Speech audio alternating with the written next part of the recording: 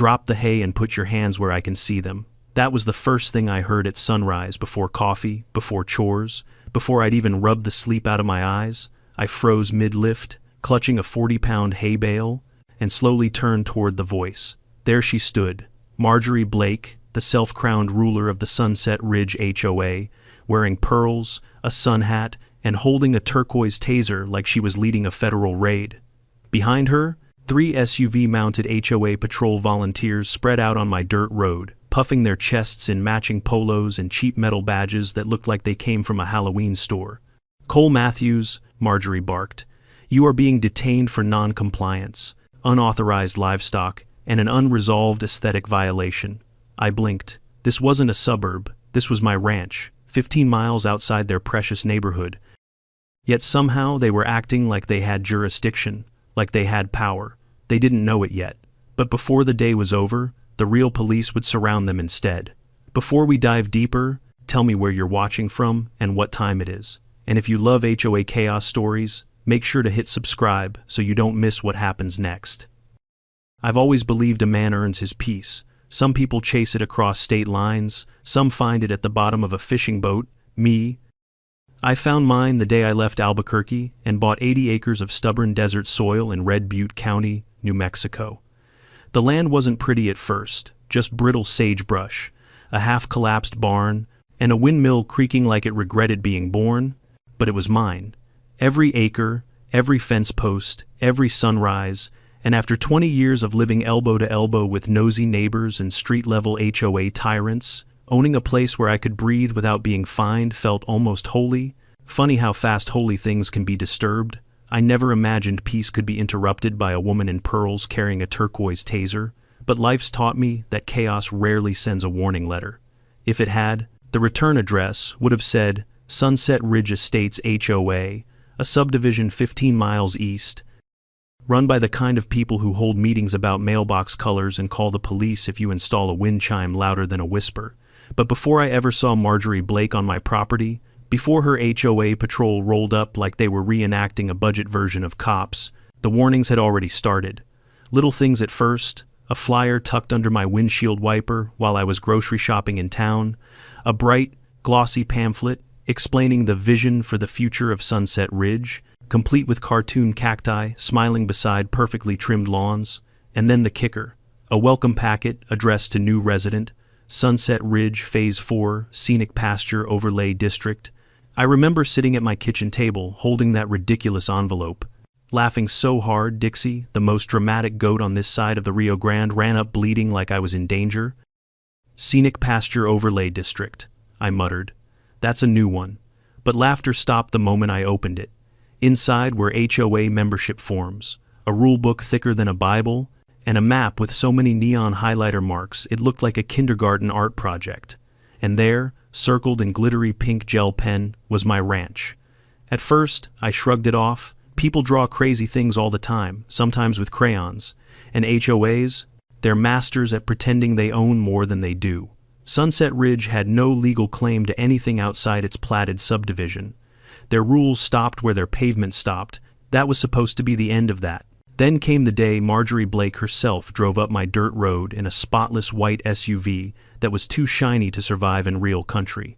She stepped out wearing a floral blouse, oversized sunglasses, and carrying a clipboard thick enough to be a weapon. I was fixing a broken hinge on the goat pen when she approached like she was arriving to inaugurate a new shopping mall. "Good afternoon," she chirped. "I'm here to welcome you to Sunset Ridge Estates." I blinked. "Ma'am, I'm not in Sunset Ridge Estates." She smiled, the kind of smile that never reaches the eyes. "Oh, but you are, or will be. We've expanded the community boundary to include all land within the Scenic Pasture Overlay District." I stared at her. "That's not a real thing?" She lifted the clipboard. "According to this map, it is." The map looked familiar, too familiar. It was the same highlighter explosion I'd received in the mail, only this one had been laminated like she expected it to survive a hurricane. My ranch, barns, goat pens, and even my windmill were circled and labeled with HOA jargon. She pointed at my property line with manic enthusiasm. "Your ranch is now part of our extended neighborhood family," she declared, "which means you'll need to comply with our community standards." I almost laughed again. "Ma'am, The nearest one of your houses is 15 miles away. Proximity is subjective, she replied. No, it really isn't. Her smile tightened, one of those micro-expressions that tells you a person isn't used to hearing the word no. Well, we're offering you the privilege of joining our HOA, she said. It comes with many benefits. Does it come with leaving me alone? Her sunglasses slid down her nose. Excuse me, I wiped sweat off my brow. Lady, this is a ranch. My ranch. The law says HOAs can only enforce rules within their subdivision. Nothing here has anything to do with Sunset Ridge. She stiffened. Our bylaws allow annexation for aesthetic preservation. That's not how bylaws work. She didn't like that answer. Marjorie left that day with a pinched expression and a promise I didn't take seriously at the time. Non-compliance will be addressed. I figured she'd get bored, find someone with mismatched Christmas lights to terrorize, and move on. But some people don't let things go, especially people who believe clipboards are instruments of divine authority. Soon enough, strange things started happening around the ranch. A couple of HOA members, people I'd never seen before, drove slowly along my fence line, taking pictures like my goats were fugitives. Dixie, naturally, head-butted the fence every time she saw them. Good girl. Then came the letter. A formal notice claiming my livestock density exceeded the allowable threshold for community harmony. The envelope had a Sunset Ridge return address. The problem? I wasn't part of their community. I didn't even want to be within binocular distance of their community. I called the county office. They laughed. They're trying that annexation nonsense again. Ignore it. So I did. Until the morning Marjorie came back. It was late spring, the kind of crisp morning where the sky feels too big and the earth smells like sun-warmed soil. I was out feeding the goats. Dixie was already plotting mischief. My chores were simple: hay, water, check the fence, maybe repair a loose board if one of the goats got ideas overnight. That's when the breeze dropped, the birds stopped, and I heard the crunch of multiple tires on gravel. I turned to see, not one, but 3 HOA vehicles, a pair of white SUVs with magnetic HOA patrol logos slapped on the doors, and a golf cart being towed behind like it was part of some bizarre parade. The doors opened in unison, and out stepped Marjorie, flanked by 2 men wearing discount store tactical belts and bright blue polos. One of them carried a clipboard like it was a badge of office. The other held a laminated rulebook the size of a dictionary. Marjorie marched up my drive with the confidence of someone who's never been told she's wrong in her entire life. She pointed her clipboard at my barn like she was inspecting a crime scene. Mr. Matthews, she announced, your structures are in clear violation of Sunset Ridge standards. I raised a brow. Still not part of Sunset Ridge. She ignored that. Your goats have been observed engaging in hostile behavior. That's their default setting. And your scarecrow is intimidating. That's intentional. She closed her eyes, inhaled like she was centering her soul, and then said the words that would end any hope of rational conversation. I am giving you your final warning. I leaned on the fence. About what? Compliance. I couldn't help laughing. Marjorie, you have no jurisdiction here. She stepped closer, smile polished until it shined like chrome. Not yet. That line, right there, that was when I realized I had a real problem on my hands. A woman with no authority and too much ambition can be dangerous. A woman with an HOA rulebook and delusions of regional power. That's a whole different category of threat. I didn't know it then, but the stunt she pulled next would turn my quiet ranch into the center of the strangest war Red Butte County had ever seen. I was halfway through, repairing a loose gate hinge the next morning, when I heard tires crunching over gravel again. Too many tires, too close together. Out here, visitors come one at a time. Anything more than that is either a family reunion or a problem. And I wasn't expecting relatives. I wiped my hands on my jeans and looked up just as a caravan of county sheriff vehicles rolled slowly around the bend, dust swirling behind them like ghost trails in the morning sun. For half a second, I thought maybe Deputy Ray was just swinging by for a check-in, but the sight of 3 sheriff vehicles, an ATV, and a 4th unmarked truck told me otherwise, and then I saw the real source of trouble. There, standing smack in the center of my driveway, with arms folded over her chest like she was presiding over Judgment Day, was Marjorie Blake. She wasn't wearing her usual pastel color scheme today. No, this time she came dressed for war. Her outfit included a bright crimson sash with gold letters stitched across it that read, regional compliance commander. Where she bought that, I do not know. Probably a craft shop that didn't ask questions. Behind her stood the rest of her self-appointed HOA patrol, looking like they'd been dragged reluctantly into battle.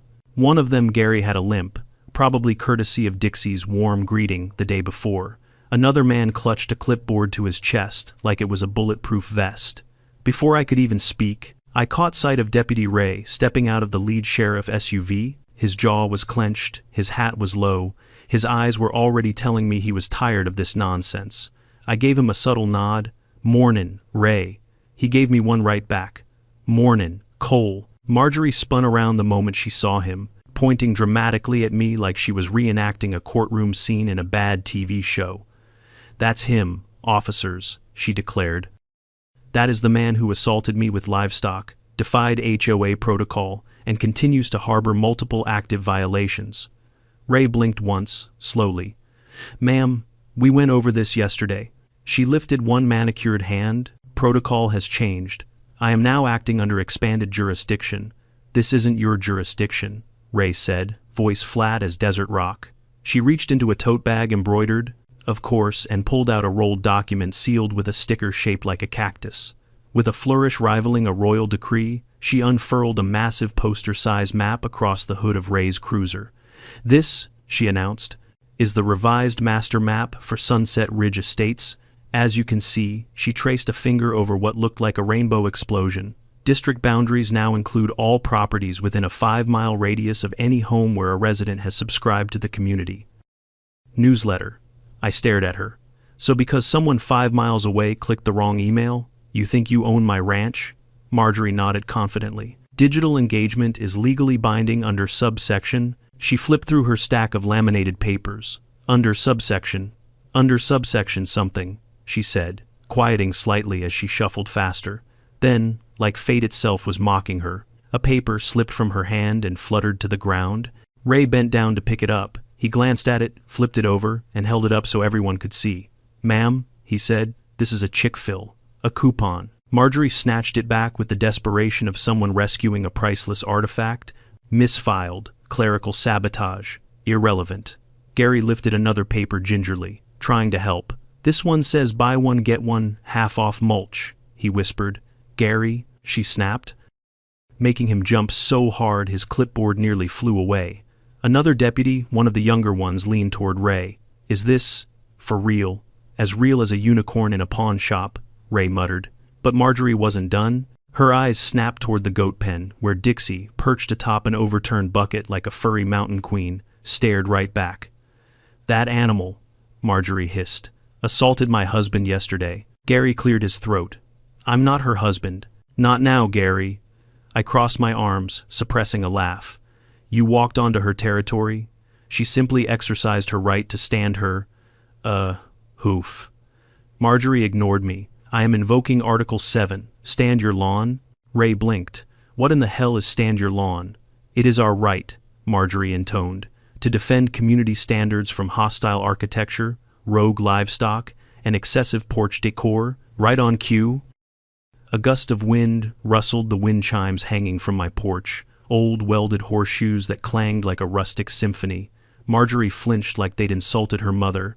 "See," she gasped, "hostile decor." I had to rub my face to hide the smile. "Lady, that scrap metal tied with fishing line. It's menacing. It jingles. It's a threat."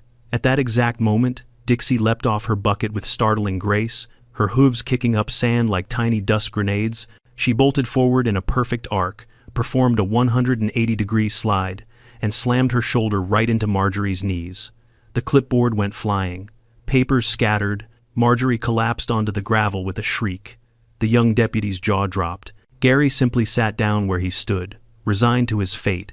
I swear, even the wind paused to observe the spectacle. Ray walked over slowly, brushing hay off Marjorie's hat as he helped her back to her feet.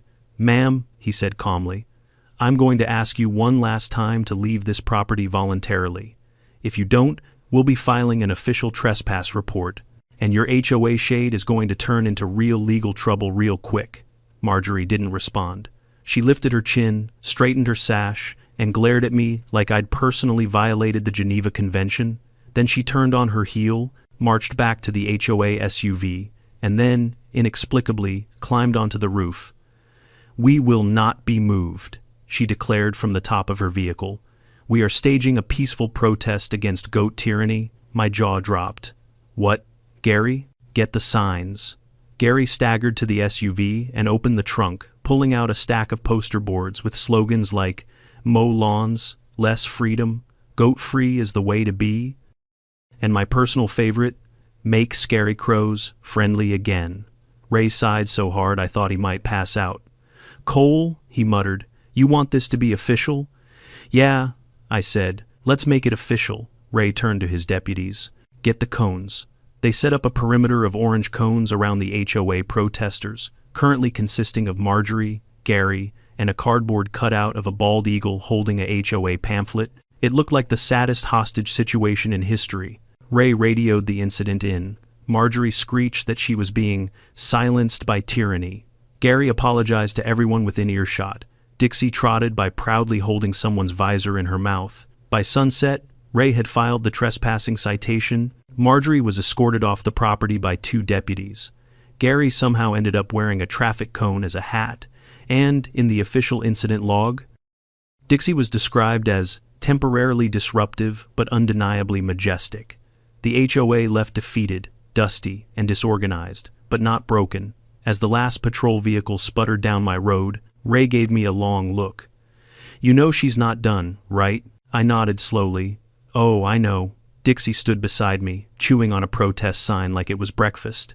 "And next time," I said, staring out toward the dusky horizon, "she'll come back with a bigger plan." That night, the desert felt too quiet, not peaceful quiet, in the way the air goes still before a dust storm tears across the plains.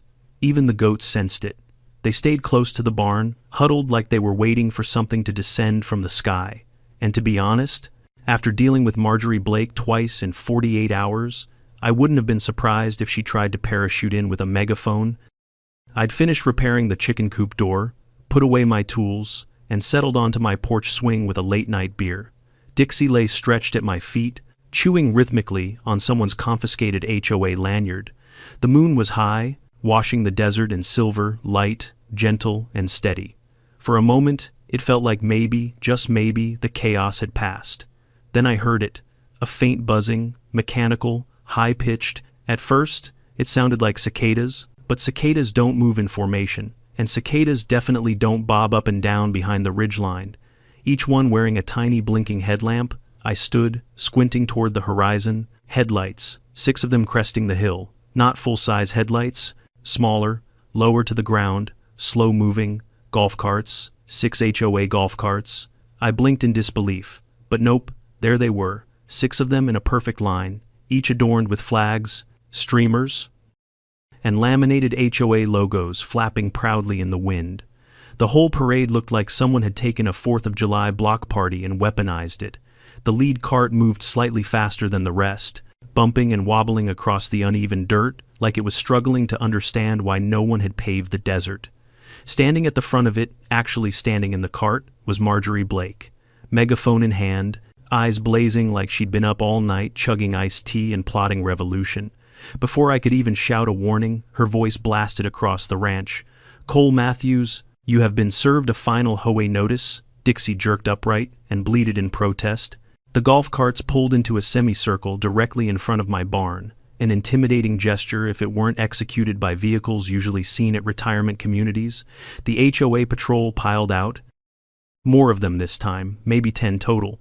They wore matching khaki shorts, polo shirts, and laminated badges that read, "Patrol Unit, Sunset Ridge." Some held clipboards, some held tape measures. One had a paint swatch booklet, like he expected to renovate my barn in the next 5 minutes.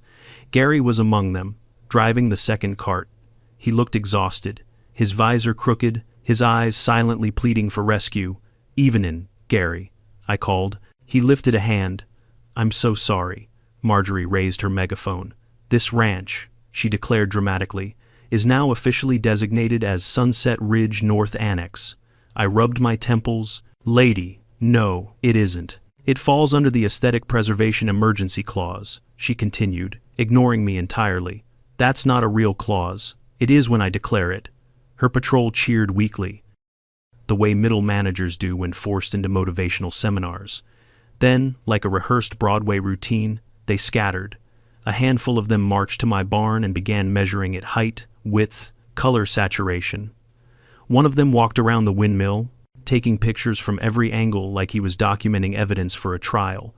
Another knelt by my water trough and dipped in a test strip, probably checking if my livestock water met HOA hydration standards. The boldest one stapled a sign right onto the beam of my porch: "Welcome to Sunset Ridge, North Annex. A lawful life awaits." I ripped it down so fast I nearly got a splinter. A woman in sunglasses gasped like I'd committed a felony. "That is destruction of HOA property. It's my porch." "Not anymore." I stepped closer. "Say that again," she swallowed. In theory." Marjorie strode past me. Megaphone lowered but still switched on, so every breath she took echoed like Darth Vader. "This ranch," she announced to her followers, "is in dire need of beautification. That barn violates rusticity limits by at least 20%. "Rusticity isn't a word," I replied. "It is now." I exhaled hard. "You're out of your mind." She ignored me and pointed toward my scarecrow old jeans, flannel shirt, cowboy hat, the works. "Remove that hostile figure immediately." "That's my old work shirt. It's projecting aggression. It's a scarecrow." "Exactly." Meanwhile, Dixie had wandered into the middle of the scene, staring in wonder at the chaos unfolding before her. One of the HOA members tried to shoo her away. She responded by headbutting the man's clipboard with a force that echoed through the entire ranch. He fell backward, flailing like a turtle on its shell. Dixie pranced away proudly. I pulled out my phone and started filming. This wasn't just ridiculous, it was strategic. I needed evidence. And something told me this wasn't going to end here. That instinct proved true when I caught sight of a beige van parked behind the tree line. The windows were tinted, a massive HOA magnet was slapped on the side, a surveillance van. Curiosity got the best of me. I walked over, Dixie following at my heels, like a furry shadow. Before I could knock, the side door slid open. Inside sat a teenage boy wearing a Sunset Ridge hoodie, holding a headset in one hand and a bag of Cheetos in the other. "Oh," he said casually. "You're the goat guy." I blinked. "What are you doing on my land?" He shrugged. "Karen, Marjorie paid me to livestream violations to the HOA TikTok page. Says it boosts community engagement." I stared at him in stunned silence. "Kid, this isn't a community." He shrugged again. "Pays $10 an hour." I walked back to the house in a daze. I needed a plan. And coffee. And possibly a flamethrower. But the sheriff would probably frown on that. By morning, the HOA's occupation had escalated. They'd installed a small slice of white picket fence at the edge of my pasture, complete with a sign that said, "Future site of HOA, welcome fountain." Someone had set up a lawn chair command post. One woman graded the emotional approachability of my welcome mat. She gave it a 3 out of 10. That was when something inside me snapped. Not anger, not fear, just a quiet, stubborn resolve. If they wanted a war, they were going to get one. But on my terms, I walked to the goat pen, crouched down, and whispered to Dixie, "Time for some diplomacy." She bleated.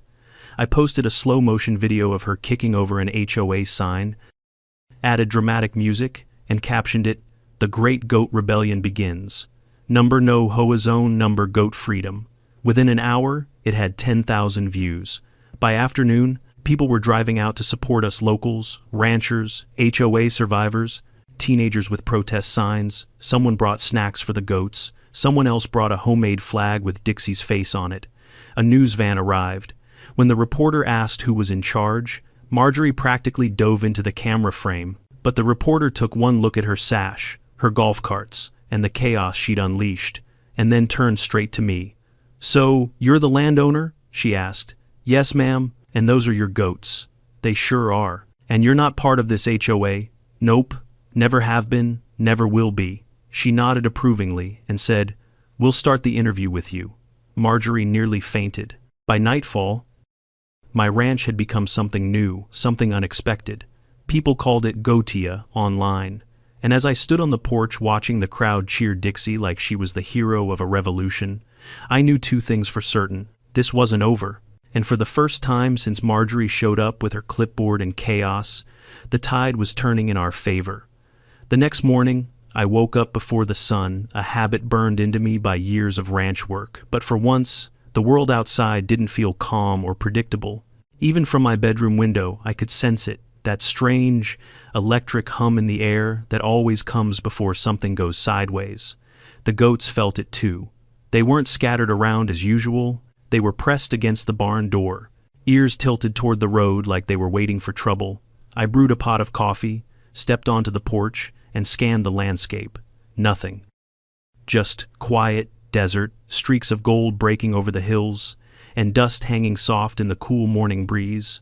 The kind of morning that usually washes your worries away. Not today. I didn't trust the quiet anymore.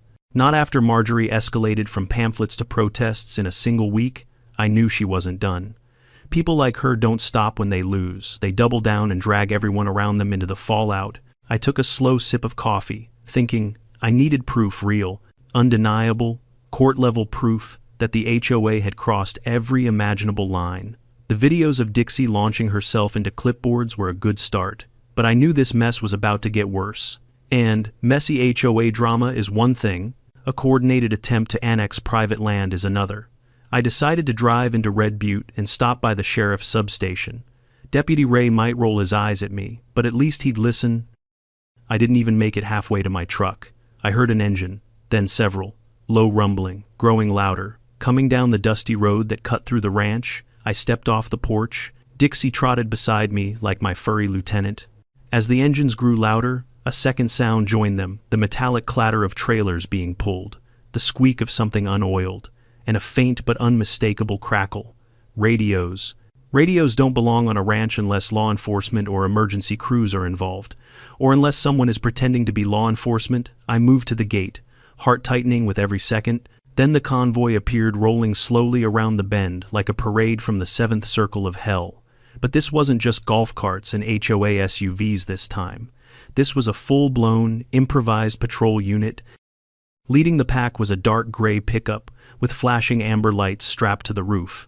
Behind it came two white SUVs, the same ones from before, a modified utility cart with a siren that must have been stolen from a kid's Halloween costume, and God help me, a rented flatbed hauling what looked like a foldable command tent. And standing proudly on the bed of that truck, hair whipping in the wind, sash glimmering in the early light. Marjorie, she had a bullhorn this time. A bullhorn. "Attention, residents of the Sunset Ridge North Annex," she announced. Despite there being only one resident and him not being part of Sunset Ridge or its annex, north or otherwise, the HOA patrol is commencing a full compliance sweep. I closed my eyes for half a second to center myself. When I opened them again, the convoy had completely overtaken my driveway. HOA patrol members hopped out like they'd rehearsed it. There must have been 20 of them, all wearing matching khaki shorts, dark green shirts embroidered with S.R. Patrol Unit, and metal badges pinned to their collars. Not stickers this time, real metal. Someone had invested money into this. Gary climbed out of the third vehicle, looking like he'd aged 10 years overnight. He carried a pile of zip ties and looked like he wanted the earth to swallow him. "Morning, Gary," I said. He cleared his throat miserably. I tried to resign. "What happened?" she said. "HOA duty is a calling. Sounds cultish." He nodded sadly. "It feels cultish." I patted his shoulder. "Hang in there." Marjorie marched toward me, bullhorn still in hand, voice bouncing off the barn. "Cole Matthews, you are now under emergency HOA detention." I choked on my coffee. "Come again." She unfolded a laminated sheet with a decorative border. "This is an emergency detention order issued under Article 14C, critical threats to community harmony. That's not a law. It is in the Scenic Pasture Overlay District." I laughed so hard I doubled over. "Lady, that district exists only in your imagination." She raised her chin. "You leave me no choice. Patrol unit, secure the subject." 4 HOA members rushed forward and grabbed my arms. They touched me. They actually put hands on me. I wasn't scared. Not exactly. More stunned. You prepare yourself for many things in life. Fires, injuries, dealing with government employees, but nothing prepares you for the moment when a suburban HOA patrol tries to physically detain you on your own land. "Let go," I said calmly. One of them tightened the zip tie around my wrist. I exhaled once through my nose, loud and slow. The kind of exhale a man does when he's seconds from snapping. Dixie let out a low, murderous bleat. Then something happened, something so perfect it might have been divine intervention. A sound split the air, not the wind, not the goats, not the HOA bullhorn. Sirens. Real sirens. Not HOA sirens that sound like a sick bicycle horn, but real, deep, official law enforcement sirens. They echoed across the valley, growing louder, closer, until they roared into the driveway from both directions simultaneously.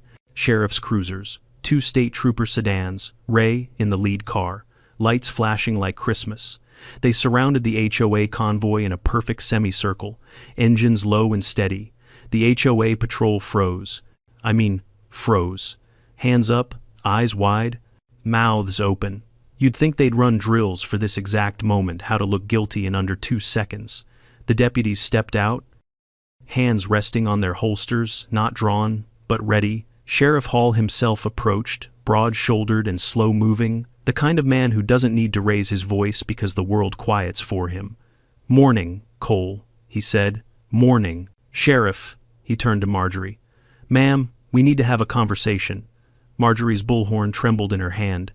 "Sheriff, you are interfering with an active HOA compliance operation." "Ma'am," he said, tone flat as desert stone, "you and your people are impersonating law enforcement, trespassing, and attempting unlawful detention." Gasps rippled through the HOA patrol. Gary sank onto the tailgate like he'd been shot. That's incorrect," Marjorie sputtered. "We are exercising our right to defend community standards." The sheriff took her laminated badge, squinted at it, and held it up so the troopers could see. "This badge is from a novelty website. It's symbolic," she whispered. "It's illegal," he corrected. She turned ghost pale. "One deputy read my zip ties and cut them free." The moment the plastic snapped, Dixie strutted forward like a small, angry judge delivering a verdict. The sheriff nodded toward the HOA patrol. "All of you sit down, now." 20 people sat instantly. Marjorie remained standing, shaking not with fear, but with indignation. "You can't do this," she shrieked. "The HOA will stand against tyranny." Ray stepped forward, deadpan as ever. "Marjorie, the only tyranny here is whatever's going on in your clipboard." For a moment, everything was still. Then the sheriff said the words I'd been waiting to hear. "Patrol members, you are being detained pending investigation into impersonation of law enforcement, trespass, and attempted kidnapping." The HOA patrol collectively melted. Marjorie tried to bolt, but tripped over a tape measure and face-planted into a shrub. A trooper gently cuffed her while she recited HOA bylaws like they were constitutional amendments. Gary raised both hands and said, "Please arrest me, I'm so tired." They loaded the HOA patrol into cruisers. Marjorie kept shouting that the annex must be defended until the door closed. Ray looked at me and shook his head. "Cole, I swear, if you didn't live out here, my job would be boring." I clapped his shoulder. "Glad to help." He laughed once under his breath. "This isn't over, you know." I glanced toward the empty golf carts, the abandoned command tent, the shattered illusion of HOA power littered across my property. "Oh, I know," I said.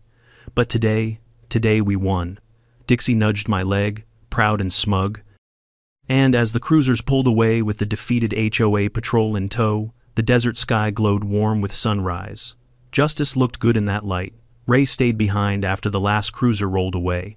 Standing in the pale morning dust with his thumbs hooked in his belt loops, he stared at the ruts left by the HOA convoy, then at the knocked-over plastic cones, then finally at me. His expression wasn't angry, not even annoyed. It was something worse, something like resignation. "Cole," he said, "I know a storm when I see one, and she ain't done." I rubbed the back of my neck. I figured, she's gonna regroup, probably spin this into some government suppression narrative. I snorted, pretty sure the only thing suppressed today was her dignity. Ray didn't smile. "You should come by the station later. Sheriff wants to talk about what charges you're filing." "Filing?" I lifted a brow. "Ray, I just want her to leave me alone. And I just want a quiet week," he replied. "But life doesn't give us what we want." He climbed into his cruiser and pulled away, leaving me alone in the dust with Dixie sniffing a crushed HOA clipboard like a bloodhound analyzing evidence. She nudged my boot, bleated once, and walked toward the barn, as if telling me to follow. I wish I could say the rest of that day was peaceful, But peace had been evicted from my property the moment Sunset Ridge set its sights on me. By noon, videos of the standoff had gone viral. Someone who'd been watching from the road had filmed everything from the HOA patrol's grand arrival to Marjorie being escorted into a cruiser while screeching about bylaws. And the internet had done what the internet does best, turned it into comedy.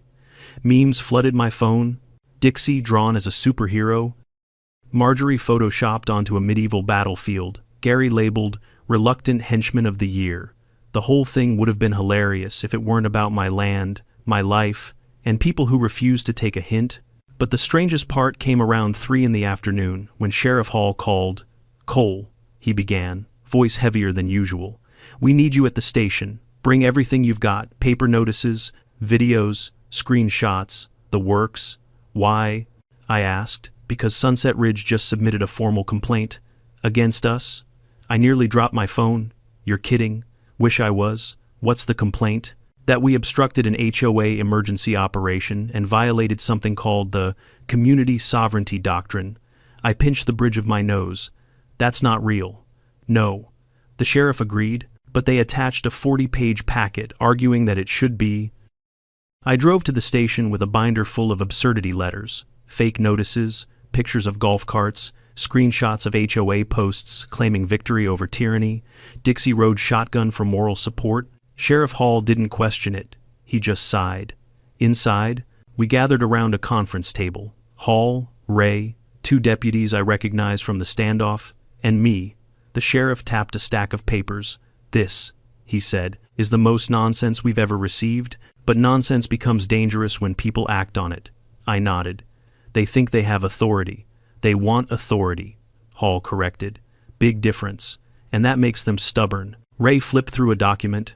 "They've been sending emails to residents claiming they're forming a full-time HOA patrol, uniforms, training, even equipment." I leaned forward. "Equipment." He slid a paper to me. "A list.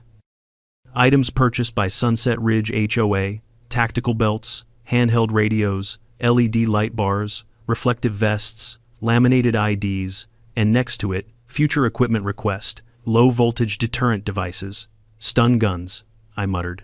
Ray nodded. "Looks that way." Sheriff Hall folded his arms. "We're opening a formal case, impersonation of officers, trespass, attempted unlawful detention. What do you need from me?" I asked. "Everything," he said simply. "Documentation, testimony, and your cooperation if this goes to court." I didn't hesitate. "You've got it." Ray closed his notebook. "Cole, brace yourself. They'll fight this." He wasn't wrong. When I drove home that evening, the desert sky glowing a deep, bruised orange, I found a surprise waiting on my porch. Gary. Or, more accurately, Gary sitting in the dust beside my porch, arms wrapped around his knees, staring into space like he'd seen 100 HOA bylaws crash and burn. He stood awkwardly when he saw me. "Mr. Matthews?" "Gary," I said. "You okay?" He opened his mouth, closed it again, then sighed. "I quit." "Finally?" I nodded. "Good choice. She called me a traitor," he muttered. "Said I'd betrayed the HOA creed." "There's a creed, apparently." I motioned toward the porch. "Want water?" He nodded gratefully.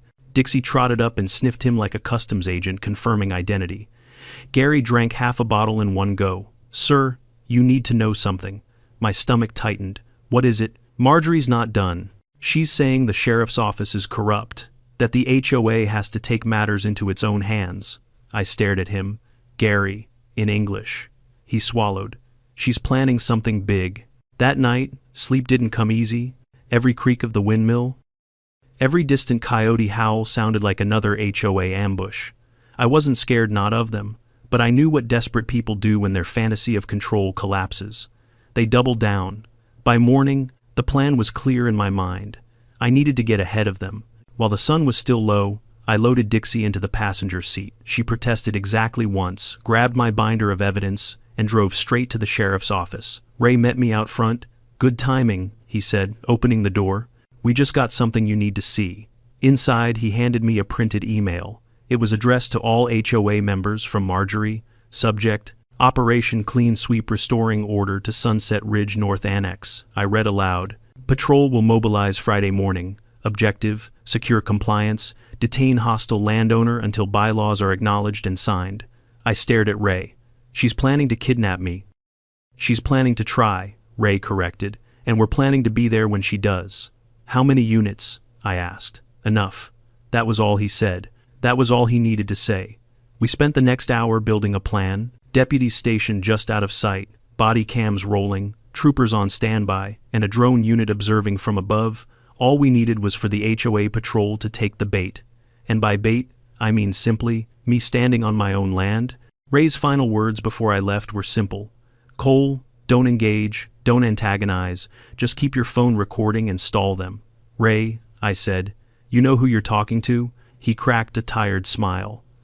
Unfortunately, yes. Driving home, I passed 2 parked cars near the Sunset Ridge plates. They ducked too fast, probably HOA scouts. They were coming, and this time, they thought they'd win. But what they didn't know, what they couldn't have possibly imagined, was that the real law, the real authority, and the real consequences were already waiting for them. And all I had to do was stay calm. Dixie bleated knowingly. Yeah, I said, patting her head, we're ready. The storm was coming, but for the first time, I felt steady, prepared, maybe even a little eager. After all, I wasn't the one about to get surrounded. I didn't sleep the night before it happened. Not a wink. I lay there listening to the desert shift and sigh outside my window, waiting for the first sign of movement. Dixie slept at the foot of my bed, occasionally twitching like she was dreaming of headbutting HOA volunteers. Honestly, I hoped she was. She'd need the practice. Ray's warning echoed in my skull on repeat. Friday morning. They're coming. Don't antagonize. Just stall. Stall. Easy for him to say. People like Marjorie don't show up casually. They arrive like hurricanes with noise, debris, and a complete disregard for property values. By dawn, I was already outside, leaning on the fence with a mug of coffee, scanning the horizon for dust clouds. The sky was a gentle purple, the kind that always made me grateful to live far. Far away from cul-de-sacs and matching mailboxes. I wished I could enjoy it. But then I heard it. Not engines yet, radios. Dozens of them. Static, crackling, murmurs. Then, engines. Lots of engines. And then, the lights. Flashing amber bars cresting the ridge like the opening act of a very poorly organized apocalypse. I muttered, "Showtime, Dixie." She bleated, head-butted the gate once, and trotted beside me like a furry deputy. They came in harder this time. Not cautious, not scattered, but formation, like they'd rehearsed for a week. 4 HOA SUVs, 2 golf carts with mounted flags, a rented moving truck labeled Patrol Unit Mobile Command, and, behind them, a flatbed trailer carrying a giant foldable tent and what looked suspiciously like a podium. A podium. Who brings a podium to a ranch confrontation? The HOA? Apparently. The convoy screeched to a stop right in my driveway, tires skidding in dust. Dust swallowed the morning light, doors flew open, radios squawked, lanyards swung. It looked like a suburban SWAT team, but with significantly less competence and significantly more khaki. Marjorie stepped out last. She wore a new sash today, royal blue, trimmed with gold fringe, emblazoned with the title, Supreme Enforcement Officer, Sunset Ridge Compliance Corps. Compliance Corps, I couldn't help whispering. Oh, good grief. She caught sight of me and marched forward with the confidence of someone who hadn't yet learned what consequences were. "Cole Matthews," she shouted, bullhorn raised. "You are in direct violation of the emergency compliance mandate." I lifted my coffee. "Haven't even violated my caffeine limit yet, Marjorie." She ignored that. Patrol members fanned out behind her, lining up like a discount honor guard. Every one of them had a metal badge, tactical belt, and a holster holding, thank God, only a bright-colored training taser. Still dangerous, but at least not lethal. One of the men, mid-50 tall, sunburned, unfolded a large laminated scroll with exaggerated drama. "Under Article 12, he declared, "we hereby demand your immediate compliance." "Article 12 of what?" I asked, he faltered. "The regulations." "What regulations?" "Oh," he said softly, looking down. "The ones she wrote." I choked on my coffee. Marjorie raised her bullhorn again. "Patrol unit, detain the subject." 4 HOA members rushed me. Ray had warned me, don't engage. Stall. So I kept my voice calm as their hands grabbed my arms. Folks, I said, you understand this is kidnapping, right? It's emergency detention, one replied shakily. It's illegal detention, I corrected. Big difference. Another man, short, round, panting, held a pair of plastic restraints. We don't want to hurt you, sir. Just comply. Sir, I said, yesterday I was a threat to community harmony. Today I get, sir, no offense intended. I sighed. You're all idiots. But I didn't resist. I let them hold me.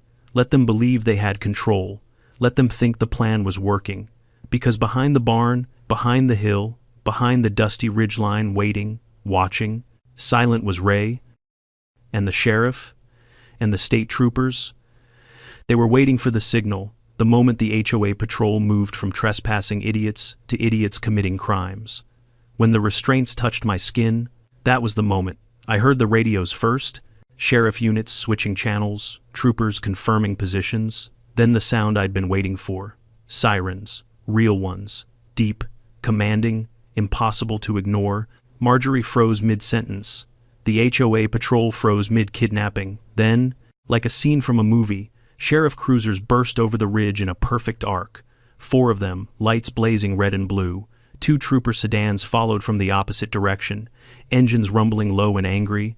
They surrounded the HOA convoy with mathematical precision. Marjorie's face drained of color. Gary sank to his knees. One HOA member whispered, I didn't sign up for this. Another whispered back, you literally signed up for this. Dixie bleated triumphantly. Sheriff Hall stepped out of the lead cruiser, hand resting on his holster, eyes narrowed. Good morning, folks, he said. This looks interesting. Marjorie regained a shred of bravado. Sheriff Hall, you are interfering with an authorized compliance operation. No, he said evenly. I'm stopping a kidnapping. She sputtered. This is a lawful detention. On someone else's private land, Ray added calmly. One deputy approached the guy holding the plastic restraints. Sir, drop the zip ties. He did. Immediately, hands shaking. Dixie headbutted his shin for good measure. Sheriff Hall faced Marjorie. Ma'am, you have repeatedly been warned. You do not have jurisdiction here. You do not have authority here. You do not have the legal right to impersonate officers, detain citizens, or enforce fictional regulations. Marjorie clutched her clipboard to her chest. They're not fictional. Ray lifted a laminated page from her stack. This one cites Article 7, Stand Your Lawn. She straightened proudly. A foundational principle. It is nonsense, Ray replied. It is righteous. It is going to get you arrested. That shut her up. The sheriff motioned, and deputies began separating HOA members, questioning them, taking statements. Some resisted, some cried, some said, I told her this was a bad idea. Louder and louder as the minutes went on. Gary stood alone, staring at the ground. A deputy approached him. Sir, are you part of this operation? Gary shook his head immediately. I'm part of nothing. I renounce everything. Please take me somewhere quiet. The deputy blinked. You're renouncing the HOA? Gary nodded vigorously. Yes, forever, please. The deputy gently sat him on the back bumper of a cruiser and gave him a bottle of water. Meanwhile, Marjorie tried one last desperate attempt to salvage her imaginary empire. This is an overreach, she screamed. The HOA will prevail. You can't silence us, Sheriff Hall sighed. Ma'am, you're not being silenced. You're being arrested. Her eyes widened. Arrested. Me. For impersonating an officer, Ray clarified. And for attempted unlawful detention, the sheriff added. And for trespassing, a trooper chimed in. And probably reckless stupidity, I muttered. Everyone heard it. Even Dixie nodded. 2 deputies approached and gently but firmly cuffed Marjorie. She tried to recite HOA regulations as if they were constitutional rights, but the deputies didn't care. They placed her in the back of the sheriff's cruiser next to a stack of confiscated clipboards. The door shut. Silence fell across the ranch. A good silence, a victorious silence. Ray walked over to me and clapped my shoulder. Told you we'd handle it, didn't doubt you, I said. He gave me a tired grin. Cole, this whole thing, it's gonna go down in county legend. Dixie bleated in agreement. I looked around at the emptying patrol units, the abandoned golf carts, the podium still strapped to the flatbed like a fallen monument to suburban delusion. "Ray," I said, "you think this is really the end of it?" His smile faded. "No. There'll be court, there'll be paperwork, there'll be fallout." He paused, glancing toward the road where the HOA patrol had been hauled away. "And knowing her, she'll try something else, something stupid." I nodded slowly. "So, we prepare?" He nodded back. "We prepare?" As the cruisers rolled away, leaving only dust and silence behind, Dixie pressed her head into my leg. I looked down at her. "Good job today." She bleated softly. We both knew it. The war wasn't over yet, but for now, we'd won the battle. When the sheriff's convoy disappeared over the ridge and the dust finally settled into the warm evening air, the ranch felt different. Not just quieter, lighter, somehow, like the land itself had been holding its breath while the HOA patrol acted out their suburban fever dream. And now it could finally exhale. I walked the property line slowly, half expecting another HOA drone to rise out of a shrub and start live streaming. Old habits die hard. Dixie followed at my heel, still riding the high of her morning victory like a championship boxer. Every few minutes she'd stop, sniff a broken clipboard, and bleat proudly before trotting on. Her legend was growing, and I swear she knew it. Inside the barn, the goats were settled and calm. The horses grazed peacefully. The chickens pecked at the ground like they hadn't just witnessed the strangest hostage situation in county history. Life on the ranch wanted to return to normal, chore by chore, breath by breath. But I knew this wasn't over. HOAs don't surrender gracefully. They don't step down quietly. They regroup, reorganize, rewrite their bylaws, and return with new fonts and worse ideas. And Marjorie Blake, she wasn't the type to learn lessons. As the sun dipped behind the hills, painting the sky a deep orange, I heard the crunch of familiar footsteps coming up the drive. I didn't need to look. Ray Delgado walked with a particular rhythm, half weary, half unbothered, like he'd accepted his career would forever include goats, angry homeowners, and paperwork that defied logic. "Evanin, Cole," he called. "Evanin, deputy." He climbed the porch steps, nodding to Dixie, who gave him a slow, deliberate bleat of approval. "That goat," Ray muttered, "should be on the county seal. I'll bring it up at the next commissioner meeting." Ray sat heavily on the porch railing. We got most of the HOA statements filed. Some of those patrol members were real cooperative once they realized impersonating a cop is a felony. "Even Gary?" I asked. "No charges for him. He's harmless." "Honestly, he seems traumatized." I snorted softly. "You'd be traumatized too if you spent 2 weeks following Marjorie into battle." Ray chuckled once, then took a deep breath. "Court date's coming. You'll need to testify. The DA wants this airtight." "I'll be there." He nodded. "Sheriff Hall says the county's drafting a new ordinance, something to prevent this nonsense from happening again. They naming it after Dixie?" I asked. Ray grinned. "Funny you mention that." The day of the court hearing came faster than I expected. Small county courtroom, plastic chairs, a judge who looked like he regretted not retiring 5 years earlier, and packed rows of locals who showed up because the whole county had been talking about the HOA takeover fiasco for a week. Dixie came too, wearing a tiny vest someone had gifted her. It read, "Emotional Support Goat." I don't know who made it, but it fit her personality like a crown fits a queen. I sat beside Ray at the front. Across the aisle sat the remains of the HOA patrol. Nervous, quiet, dressed like people who had just realized they weren't freedom fighters, but confused volunteers in matching khaki shorts. And then there was Marjorie.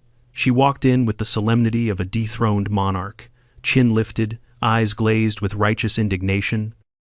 She wore a blazer over her new sash, and she clutched a thick binder titled, "The Core Institution of Sunset Ridge, Restoring Order in a Disordered World." Comic Sans, glossy cover, tabs sticking out in every direction like angry little tongues. When the judge took the bench, the room fell silent. "Court is now in session," he muttered. "God help us." The prosecution began. They played Ray's body cam footage. They presented the emails about Operation Clean Sweep. They projected the HOA's fake detention order on the wall. The courtroom erupted into muffled laughter when the judge asked calmly, "Mrs. Blake, what exactly is Article 7? Stand your lawn?" Marjorie stood proudly. "It is a doctrine empowering homeowners to defend their community standards against hostile environmental threats." The judge pinched his nose. "Ma'am, that is not anything." Then it was my turn. I testified about the trespassing, the attempted detentions, the fake maps, the surveillance van, the TikTok streaming teen, the golf cart invasion, the podium on the flatbed trailer, the laminated badge that literally said "Patrol Officer" in curling font. I tried to keep a straight face, mostly succeeded. Then came the moment the courtroom would never forget. The prosecutor pressed play on the viral video, the one where Dixie launched herself into an HOA sign, flipping it into the air like a championship wrestler. The entire courtroom, judge included, burst into laughter. Even one of the troopers snorted. Dixie bleated proudly. Then, because fate is sometimes a comedian, the video replayed in slow motion, twice. By the time it ended, Marjorie looked like she might spontaneously combust. When it was her turn to speak, she rose slowly, rested one trembling hand on her binder, and declared, "I was acting in defense of our community's values." The prosecutor raised an eyebrow. "By invading private land, the land was spiritually part of our community," she insisted. "Spiritually," the prosecutor repeated. "Not legally. That is your interpretation." The judge let out the deepest sigh I've ever heard from a human being. After closing statements, he didn't deliberate long. "Mrs. Blake," he said, adjusting his glasses, "your HOA has no jurisdiction beyond its subdivision. None. You cannot annex private land. You cannot form a patrol. You cannot impersonate officers. You cannot detain a man on his own ranch. And you cannot enforce bylaws you invented in Comic Sans." Someone in the back snorted so loudly the deputy glared at them. "I hereby issue a cease and desist order," the judge continued. "Sunset Ridge HOA is barred from any enforcement attempt outside its legally recorded boundaries. Mrs. Blake, you are forbidden from contacting Mr. Matthews or entering his property." And finally, he lifted the binder. "This document is not legally binding, spiritually binding, aesthetically binding, or binding in any imaginable sense." He slammed it shut. Case closed. The room exhaled. Locals cheered. Reporters rushed forward. Dixie trotted in triumphant circles like she was giving a victory lap. Marjorie stormed out of the courtroom, binder clutched like a wounded animal, muttering, "This isn't over," but it was over, at least for now. 2 weeks passed. Sunset Ridge retreated into silence. HOA meetings shrank. Patrol members resigned. Neighbors whispered about the downfall of Marjorie Blake like it was a local legend. Then the county commissioners announced a new ordinance, the Dixie Clause. It stated, "No HOA shall extend, imply, or enforce authority beyond its legally recorded subdivision boundaries. Violations are subject to misdemeanor charges and civil penalties." The day it passed, Dixie's bleat played on the recording. I didn't cry. You cried. People from all over the county drove to take pictures with the new sign I put up at the entrance to my ranch. "Welcome to Matthews Ranch. No HOA beyond this point." A barbecue joint in town added a new menu item, Dixie's Freedom Ribs. Kids asked for pictures with her. Tourists asked for tours. Someone tried to book her for a commercial. Life settled into something easy again, real easy, until the night Ronald showed up. He stood at the gate, holding a duffel bag and looking like a man who'd finally escaped a cult. "She kicked me out," he said. "Said I betrayed the HOA cause." "You want a job?" I asked. He nodded. "I want a life. Cabin's empty," I told him. "Breakfast at 6. He wiped his eyes. "Thank you." The ranch healed, the land breathed. People stopped driving by to see the famous goat who defeated an HOA. Well, not everyone stopped, because one evening, as the sun bled orange across the hills and I sat by the fire pit with Ray, Ronald on guitar, and Dixie perched proudly on a hay bale, something stirred on the road. An engine, slow, creeping, cautious. Ray squinted. "You expecting someone?" "No," I said. Nope.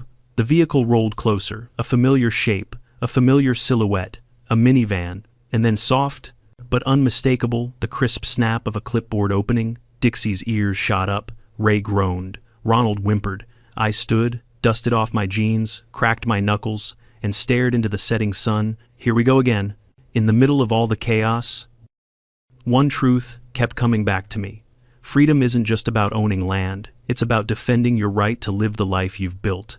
People will always show up with clipboards, opinions, or imaginary authority, trying to reshape your world into theirs, but boundaries matter. Standing your ground matters. And knowing when to call in help, whether it's a friend, a deputy, or a goat with excellent aim matters too. At the end of the day, peace doesn't come from avoiding conflict, it comes from having the courage to face it, protect what's yours, and refuse to let unreasonable people define your life for you. Now tell me in the comments, have you ever dealt with an HOA nightmare or a neighbor who acted like one? And don't forget to hit subscribe so you never miss the next wild HOA showdown.